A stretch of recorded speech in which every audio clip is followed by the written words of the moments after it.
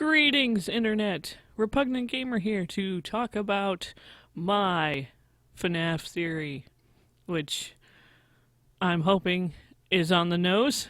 Hopefully maybe Scott Cawthon will see this and verify whether or not this information is true or not, but one can only hope for that.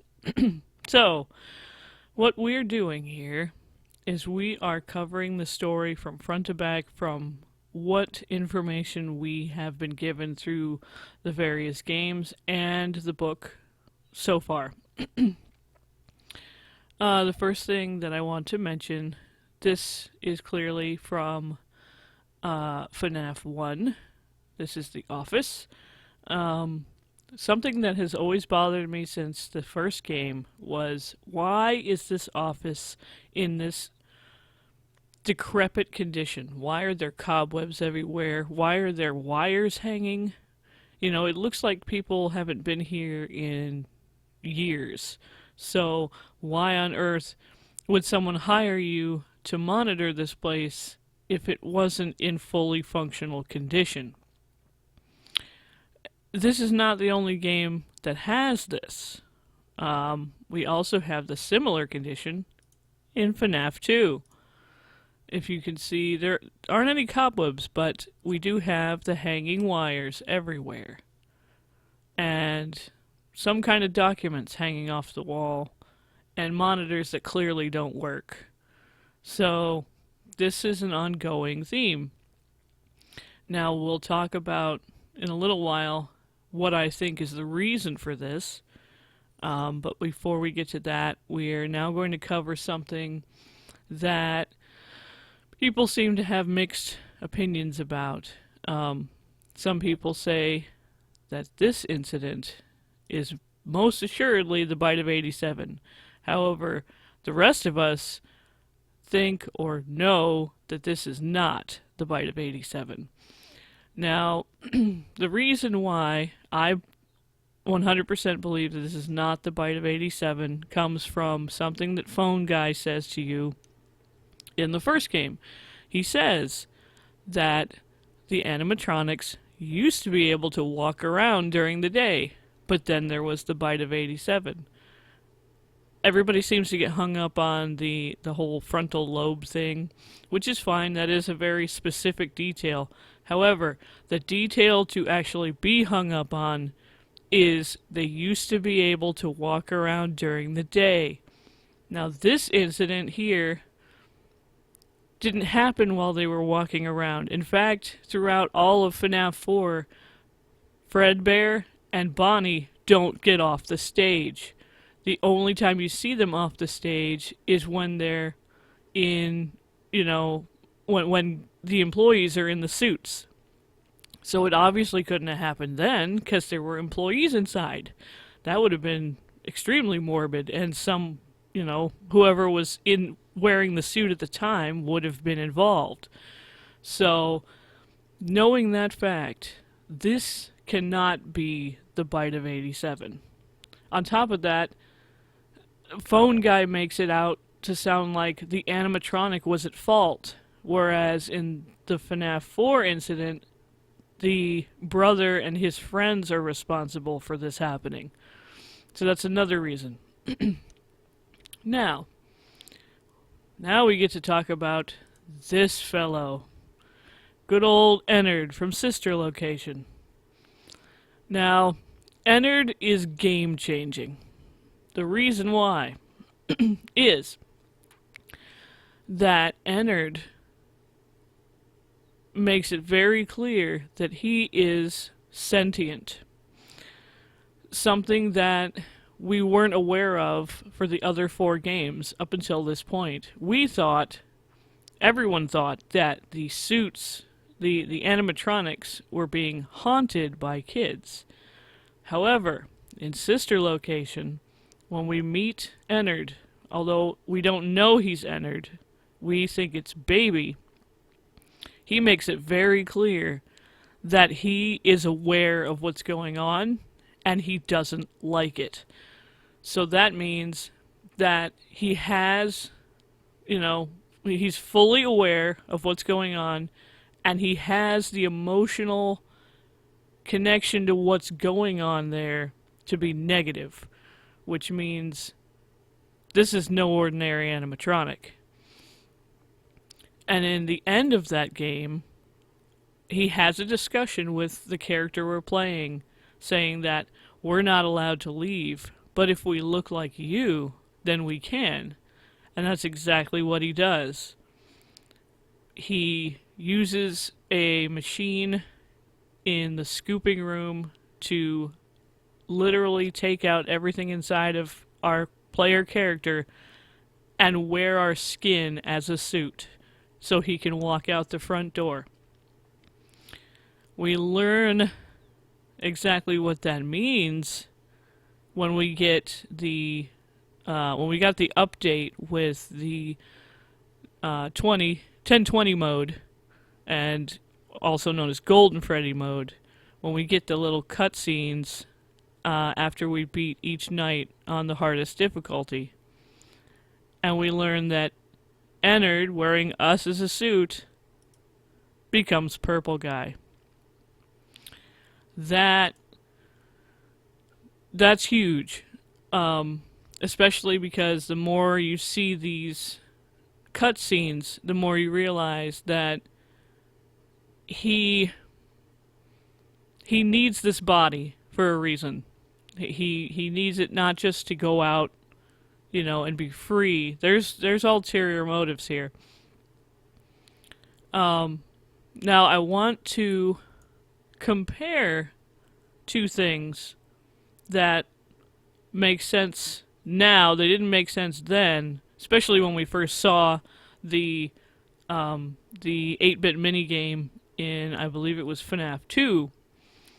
Notice the expression here on Purple Guy's face, the gaping maw, the obvious stiffness in his posing. Compare him to what we saw in the FNAF 2 Foxy Go Go Go minigame. Purple Guy standing here, which we all thought was Pink Guy, which we'll get into that too. But it's the same stiff figure with that gaping maw.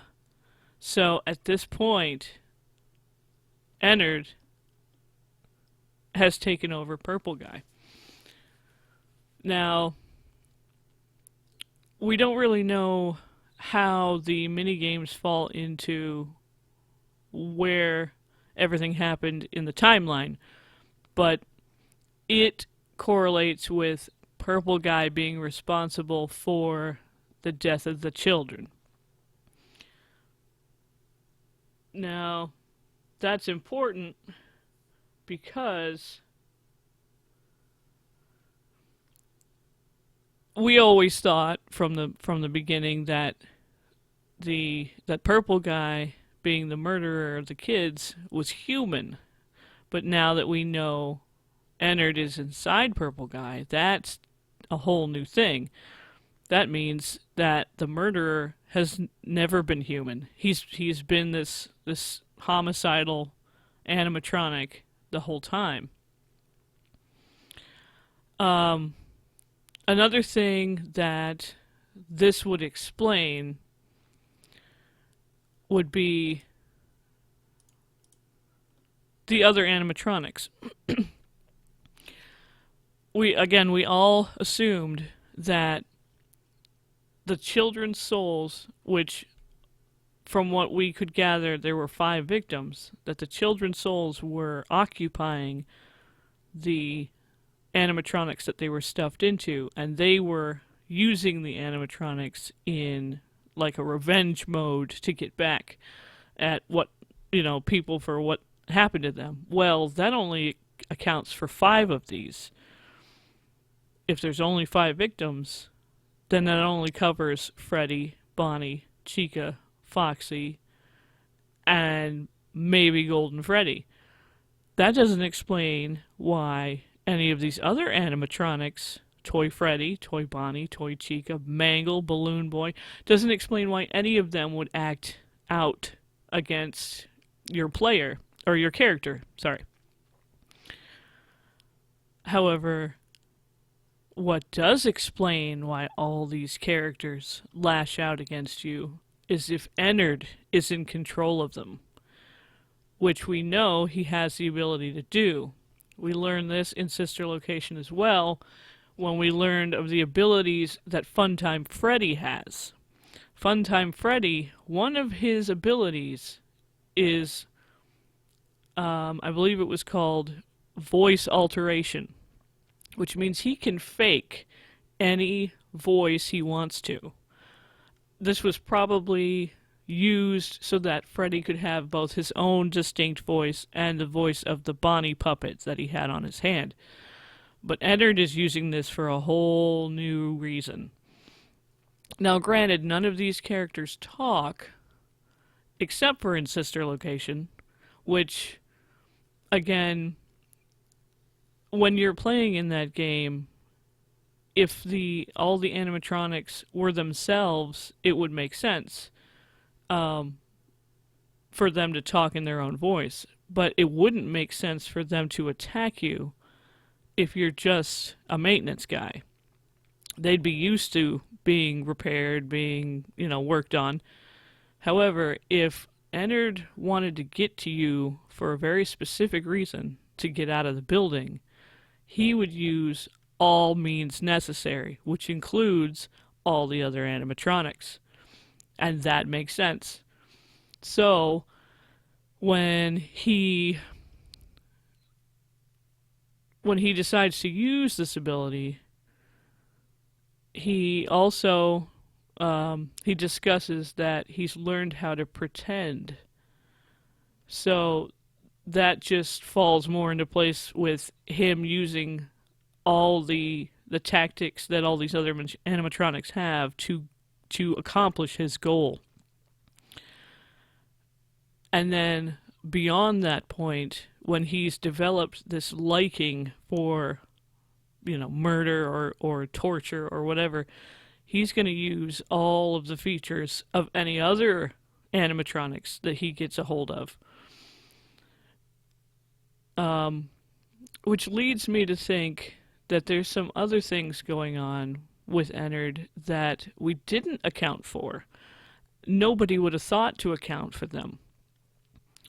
One of them is huge. It is a huge deal. And the more you think about it, the more you realize, yes, this is very possible. And that's Phone Guy. Phone Guy, we all assumed, was a legitimate employee who was just calling to help us out, to make sure that we did our job and everything ran smoothly. Well, as nice as that is to think about, Phone Guy also gives us a lot of weird information. Very specific information that only someone who was there when it happened would know. For instance, the bite of 87. How on earth would Phone Guy specifically know that the frontal lobe was severed? Unless either he was there or someone told him. And then the company clearly wanted to keep this under wraps, so why on earth would they tell him? Also, he knew very specific details about the spring lock suits. Now, granted, when we hear him give this information, it sounds a lot like a instructional tape for employees, like how to put on the suit, how to not breathe on them, all that kind of stuff. But he also mentioned in one of those tapes in FNAF 3 that one of the golden suits had been noticeably moved. Again, who is this guy in the ranks of employees at Freddy Fazbear's? How would he know this? Unless either he was there or somebody told him. He also tells you that nothing bad could happen to you, nothing to worry about, everything would be fine. But then he follows up with, if there is anything bad to happen to you, if any, it would be that the characters wouldn't recognize you as a person. Again, how does he know this? If he's been around these suits and these animatronics for so long, how would he not know that this is already an issue. So I'm pretty darn convinced that Ennard is actually Phone Guy. There is no real Phone Guy. And even his death is suspicious. So, because the main reason why I've been suspicious of that was his phone call on night 4 of FNAF 1. He says, you know, if you survive, if you could come to the back room and take a look inside the heads of the animatronics, because he always wanted to know what was in there. That's very peculiar for someone to say. So, that is my opinion, my theory, that Ennard is even Phone Guy. Another thing that hasn't really been talked about a lot, because everyone assumes that they're, it's just one guy, is Golden Freddy. Golden Freddy, who happens to be my favorite because there's so little we know about him. He's the most mysterious. He doesn't... In the first game, he doesn't attack you at all. You just, by random chance, or by specific conditions that happen randomly, he will show up in your office. And it's clearly just a suit crumpled on the floor, nobody in it, no animatronic inside, it's just the suit. However, in FNAF 2, there's clearly still an animatronic in there. The differences between the two are minor or minimal, but noticeable. In FNAF 1, you can barely see that there's some kind of eyes in Golden Freddy's face. There's no wires hanging out. He's got both ears. But in FNAF 2, he looks much more decrepit. He's got holes everywhere. He's got wires hanging out of his eye socket. He's missing his, that would be his left ear, I guess. He's got wires hanging out of his left shoulder.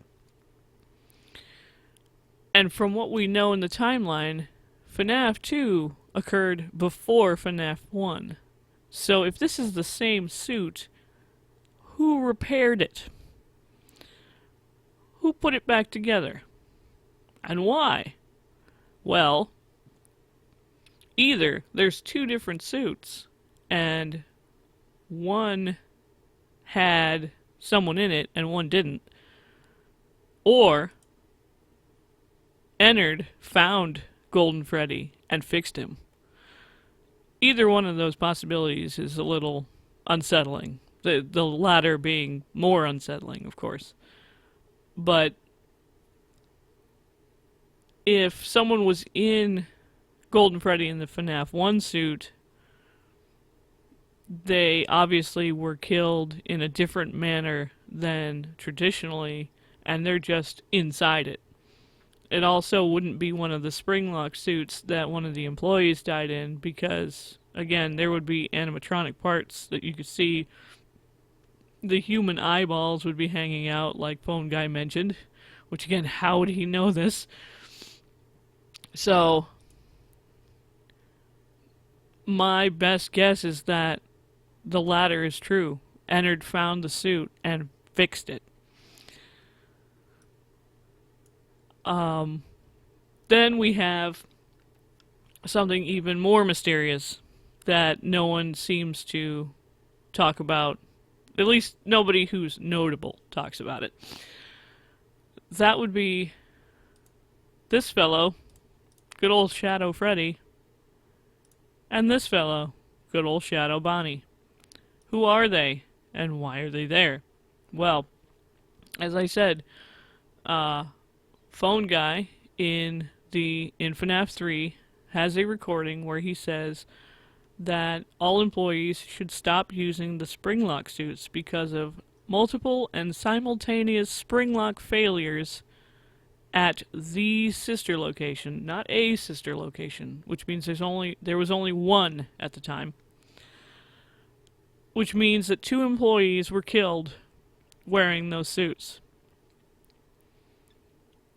Now, my theory on this is that Shadow Freddy and Shadow Bonnie are those 2 employees that are stuck there forever. They exist, but they don't exist. But this kind of falls more into the idea that the suits can indeed be haunted, which I guess is still true regardless of who was actually controlling them. So that's a fair bet that these 2 suits, because they have no impact on your character whatsoever, they just kind of stand there, is that those 2 are the employees that died while wearing the springlock suits. What confirms this for me is this shot from FNAF 4. In FNAF 4, we witness one employee already wearing the Golden Freddy suit, or Fredbear at the time, and Purple Guy, or what I think is just a shadowy figure who works there, putting another employee in the Bonnie suit. Now, at this point, they're not, as far as we know, these are not springlock suits, but we can't confirm that. We can't confirm or deny if they are. So, I'm going based on what I know from just images. So we have 2 employees, 1 in each, and then we have Shadow Bonnie and Shadow Freddy existing. So that covers all of those mysteries. Now, another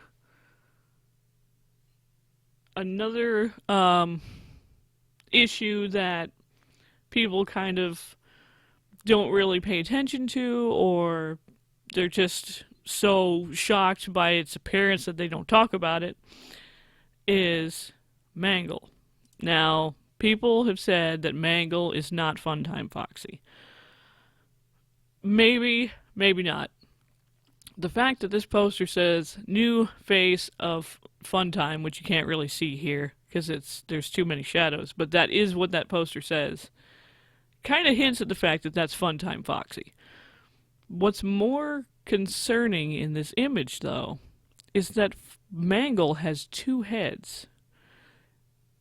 Now, Phone Guy says in FNAF 2 that Mangle became this kind of take apart, put back together exhibit for the kids, which it's kind of cut off here, but you can see a kid holding Mangle's arm, and in the full image you can actually see, someone's holding Mangle's head, and there's parts everywhere. So that is true, but there's no logical reason why Mangle would have 2 heads. And you can see in this image that there are indeed 2 heads, because the faceless head is here. It has the jaw open, but if you look inside Mangle's actual face, there's a jaw there too, so there's definitely 2 heads. So why? Why does Mangle have 2 heads? Well, from what we see in Ennard's image, Ennard likes to collect a lot of parts from the animatronics he's influenced. You can see that Ennard has several eyes. There's one on his arm, there's one in his chest area, there's the one obviously in his face, there's one on his knee, and in other images he's had more than that. So I think that when Ennard took over Funtime Foxy, parts were kind of left behind. So somehow Funtime Foxy, aka Mangle, ended up with 2 heads. Which, I'm sorry, if I was a kid and I saw that in a room, I would turn around and run away screaming in the other direction. But that's all we can go off of. Otherwise, it's just a weird character with two heads. So with this new entity with Ennard, we have explanations for a lot of this stuff. Also, getting back to Golden Freddy, Golden Freddy played kind of an important role in the book, The Silver Eyes. Even though we don't get his name, not specifically, there are a couple of passages where he's mentioned.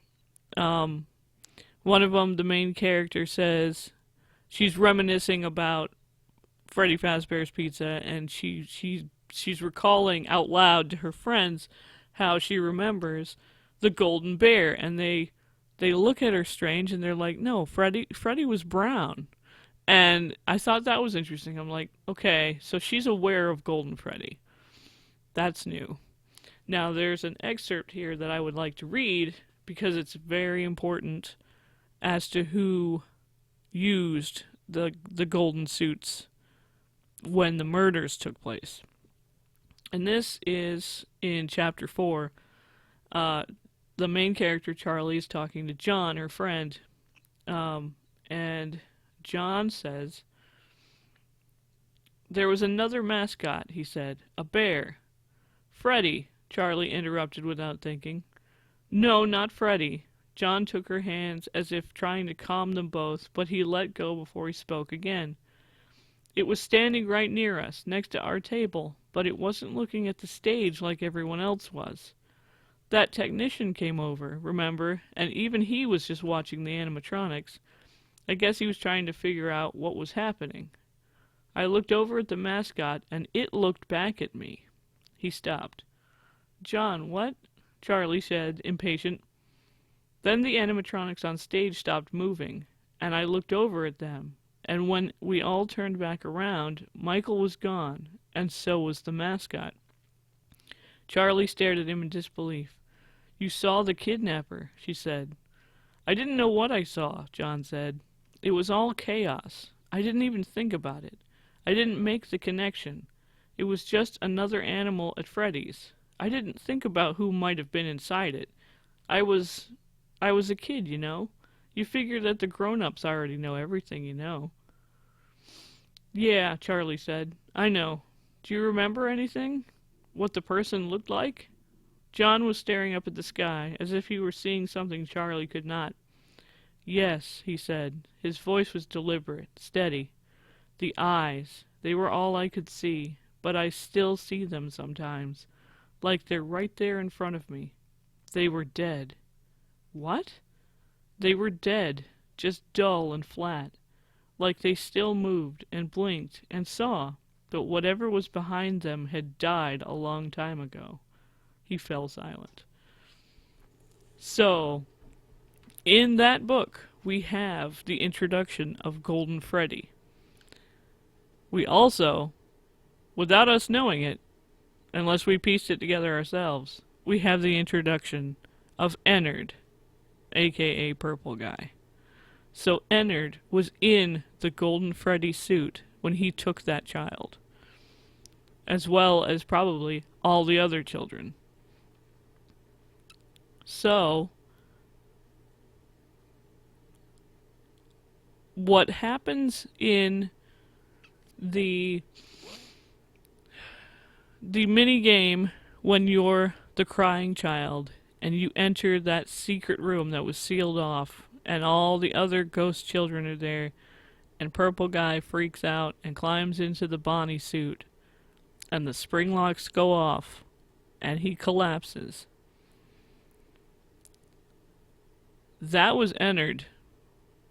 Ennard panicked because animatronics don't know how to handle ghosts. They don't even know that what ghosts are or what they are capable of, and he can't control them. So he panicked, again, because he is a sentient animatronic that can feel and think and manipulate and plan. He couldn't have a plan for this, so he panicked, climbed into the only thing that was in the room that he knew how to control, and he slipped up, and something knocked the springs loose. And that's how he got stuck in there. And that's also the reason why when Purple Guy collapses to the floor, he twitches. He twitches unlike any human body would twitch if they died.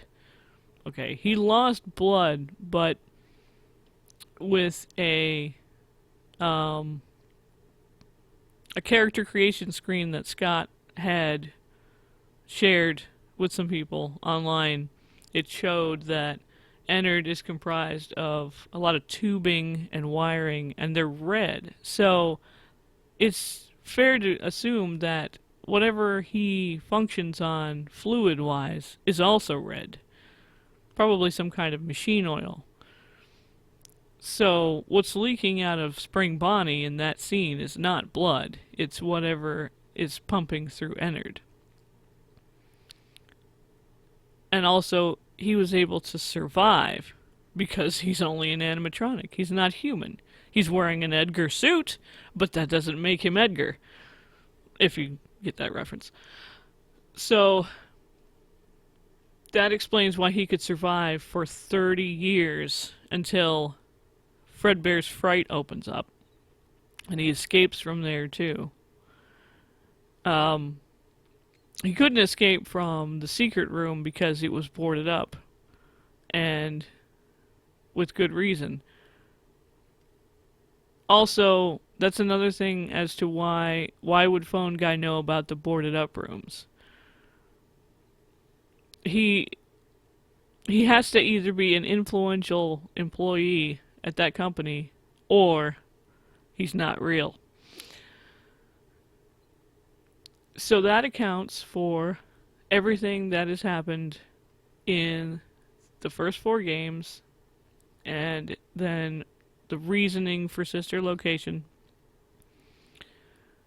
which we're actually given images of Ennard's homicidal tendencies. Because he said that, in Baby's voice, of course, that something, no, I'm sorry, the AI was talking about the stages and that the animatronics were missing from their stages and we needed to give them, a mild shock. And we did that, and then we checked again to see if they were on stage, and we saw shadows of 2 adult figures hanging from the ceiling. So those were probably Ennard's first adult victims. And then from then on, we were number 3, the most important, because we had access to, the top. We were able to come and go as we pleased. So Ennard knew that he had to take over us to get out of the building. So what we still don't have an explanation for is, where is the bite of 87? How did this happen? Who or what is the cupcake? I've tried to figure that out and I can't. Other than, it's an extension of Chica, just like Bonnie the puppet was an extension of Funtime Freddy. We also still don't really know who or what the puppet is, or the marionette. It's definitely not an animatronic because of how it's put together. There's nothing in that modeling to indicate that there are wires or, metal beams or anything like that. It's very flexible and creepy. So we still don't know what that is. But at least a lot of the questions have been answered. At least I think they've been answered. So all we can do is wait for either confirmation or a, a message saying, that's clever, or, that's stupid, or, nice try, but you're not quite there. And I would love to actually get that from Scott because I am a huge fan. I mean, I've been obsessed with this story since the beginning. I have been taking ridiculous notes. I have a legal pad just full of details. So, it would be I would be thrilled if Scott told me I was right. I would be thrilled if he told me I was wrong. Either way, if he said anything, that would mean the world to me. So, I hope you enjoyed my theories, my findings, my you know, commentary on what's going on in this universe that we've all become obsessed with. If you did, please leave a like, comment, and subscribe. And I will see you next time when we get either the next book or I really hope soon the movie. So thanks everybody, and I will see you next time. Okay, bye.